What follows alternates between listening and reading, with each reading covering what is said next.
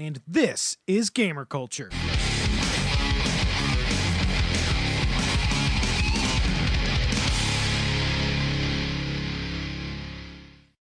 Hey, welcome to the Gamer Culture Podcast, technically the Gamer Culture Show now, I guess. Today is Friday, December 16th, 2016. Gamer Culture is the drive, passion, and dedication to all things in gaming by the Grand Geek Gathering. The ever-changing world of gamer culture involves communities of all types, the evolving industry that surrounds us, and the people who use it for the betterment of all. Now on to Character Select with the question of the week. What is your favorite piece of gaming music? I think we should change that. It shouldn't be question of the week. It should be like discussion of the episode. Topic of the episode. Yeah, discussion of the day? Yeah, discussion of the day. The topic of the week. Well, discussion of the day whatever you want to that call it. that we do this every day. Just say this is our topic. Our topic. Just today's one topic. word. They can't copyright us on one word. Today's topic is going to be gaming music, and we are going to be starting with our favorite piece of gaming music with Wildcard. Oh, I'm going first. Yeah, you're going first. I thought you were. Sure. Yeah. First. You're going first. I only came here prepared with one thing that I'm prepared to talk about, but cool. Favorite music. Blah, blah, blah, blah, blah, blah. This is live, so it doesn't really matter. Is that exact? Off guard. Yeah, that's the name of the game. Blah, blah, blah, blah, blah, blah. I haven't played it. What's it about? Tasmanian Devil? I'm so fund it. It's a top-down shooter where you shoot through different dimensions. Huh. But is that the sound it makes when the bullets travel through? No, that's the sound that the monsters make when they die. Oh. Yeah. I like the sound design. That guy needs a raise. Of course, Bastion and Transistor both have great music. Oh, beautiful. But it really depends. Think about that. Like, favorite music, you can't really say favorite music because it depends on your mood. But I can say the soundtrack that made me jam the hardest would have to be the new Doom that just came out. I haven't played it. Haven't heard any of the music. What's it like? Thrash metal with electronic. Nice. Like electric thrash metal. Okay. Going through the game, I did a review on it as well. Like, I love this game to death. I love Doom. You're going around just beating the shit and shooting demons while having a guitar wailing in your ear. It's gorgeous. It's amazing. I love it so much, and it fits. Really pumps you up. Yeah. And if I had been prepared, I would have brought sound clips with me. But unfortunately, we don't have that kind of budget. Woo! Technically, we don't have that kind of drive. We can put links in the description below of YouTube videos. Yeah, we absolutely will. I'm going to do that anyway. So everything we talk about, I will put links to either that song or a soundtrack. I'll put it in the link when we do the YouTube video. I have to give a special shout out, like, to one, the remix Doom theme is great for the new game. Two, the track called Rip and Tear. Rip and Tear. Okay. It's gorgeous. That sounds appropriate for a Doom game. Yeah, it pretty much epitomizes how Doom is supposed to sound. So is that before or after in the soundtrack Boom and Explode? What? Boom and Explode. That's Rip and Tear, Boom and carry on. He's making a joke. No, he's making a reference to something that I don't know what he's referencing. No, that was a joke. It's not a reference to it. See, I got it. Well, then it's not a very good joke. I'm laughing. You know what? I got one. I'll take a pity laugh. You know what? Stop making jokes and tell us what your favorite game music is then. Alrighty, so my favorite piece of video game music, and this took a lot of kind of going back and forth, wasn't really sure, but I finally settled on my most iconic piece of video game music is One Winged Angel from Final Fantasy VII. Final Fantasy always has What was it called again? One Winged Angel. It's Sephiroth's theme. One Winged Angel. It is the theme to the main. It is probably the most amped up, for different reasons, boss music. It's not necessarily getting your blood flowing and you're like, oh yeah, I'm ready to kill this motherfucker. It's very much like when you fight him, even in his first form, he's this gigantic, angelic thing that you have to fight. And it just starts with the percussion though. Boom, boom, boom, boom, boom. Then the screechy violin. And And then you got that Latin choir comes in. Est wanziteris sira vehementis sephiroth. And you're like, this is a larger-than-life villain. Motherfucker's got a Latin choir back there. Is it Lucifer I see or them back there behind him. Like, there they are. I see them. My attack's gonna... Sorry, dude. Oh, you guys don't have a bass section anymore. Might be. No, that... And when they use that song in God everywhere that Sephiroth shows up, Kingdom Hearts 1, Kingdom Hearts 2, Advent Children, anytime Sephiroth shows up, it's always so great to hear that song play because it amps you up, but it amps you up in a way that's like, this guy is bad news. You know, I'm not necessarily amped up. It's like I'm ready to kick your ass. It's I fuck up and this guy's ass is like he's going to just steamroll me. Yeah, it was between that and Final Fantasy X has some good stuff. It's got Siteki Dane, which isn't it wonderful, which is the love scene between Yuna and Tidus. It's got Otherworld in the towards the beginning, which was written and performed I by love that song, Nobuo Uematsu. Well, okay, it was co-written by Uematsu. I think either that or Nobu. Yeah, Nobuo Uematsu. It was performed by Rob Zombie. That's cool. Yeah. So yeah, that's nice. Yeah, One Winged Angel always going to be my favorite. But on to Squeaky Bear Gamer, what you got for us? So I'm kind of going off into another area of music because this is more of not the kind of music that you would like to listen to in your car. It's just music that I think that really brought together the game and like really like it was like if you take the music out of it, the game suffers. Okay. Like it's a part of the game, and it's Dead Space. Like Dead Space's music and its sound even they meld together so beautifully that it creates this environment that you can just feel like the lore and whatever is going on with all these necromorphs. So every time I've never played the game, mostly because it's a horror game. I don't do horror. It's not very horror. It's more action. I've watched Let's Plays of it, and every time Did you see my charity stream of playing through it? I did watch pieces of yours, and you kept having to turn stuff down because it was so loud. Yeah, that's true. Yes. But you kept turning it down. I've watched other people play it. They normally have it either off or low. Plus, it's difficult because it's not always the same kind of immersive, all-around sound that you're probably getting when you're actually in the game. So, what is it about the music that just makes you feel so immersed in it? So, I actually was trying to figure out what it is about it that I love so much. And I had to even look up an interview by the person who did the music. His name is Jason Graves. And he said that his style of music is way different from many people because he started out as drums. His instrument in band class was drums. Okay.